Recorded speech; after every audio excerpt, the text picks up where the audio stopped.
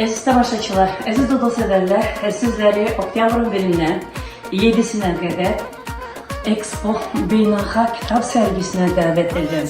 Buyurun, gəlin, oktyabrın 1-dən 7-sinə qədər Dodo stendində çox gözəl kitablarla tanış olun. Oktyabrın 3-də Lirik rayon Cəngavran kəndindən Təyyar Qəfərovun kitabının təqdimatıdır. Onu özünün düzlü olduğu rəhbər qrupu təşkil edəcəyi gözəl hədiyyə ilə təbrik edəcək.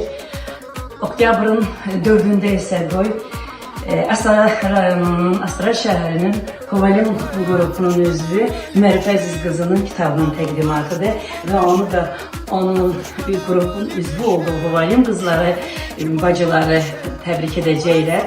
Kitabın işi düzü görməsi münasibəti ilə oktyabrın 5-də isə bazar günü sizləri dəvət edirəm.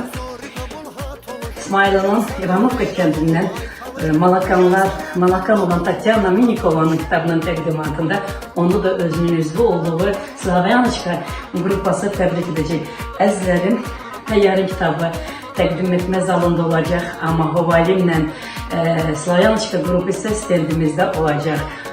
Həmin günləri saat 12-də təqdimata sizləri dəvət edərək, amma oktyabrın 1-dən 7-sinə qədər bütün günü saat 10-dan axşam saat 6-ya qədər Dodo sizlərin xidmətindədir. Hoşça qalın, sizi intizarla gözləyirik.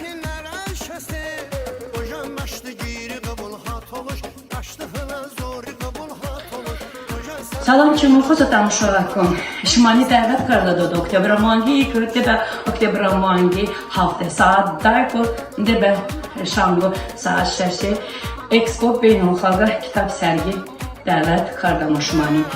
Xüsusən müşahidə və belə kitabın nümunəsi ancaq çəmən mangi sədə Liki Cəngamyan diyor, Təyyar Qafarova kitabı təqdimatıdır. Üzv və qrup, rəfti qrupu həmrunla təbrik vaxtdan həminə röcə saat 10-da mangi sədə, oktябra mangi sədə, oktябra mangi çuada əsavoy, Hovalim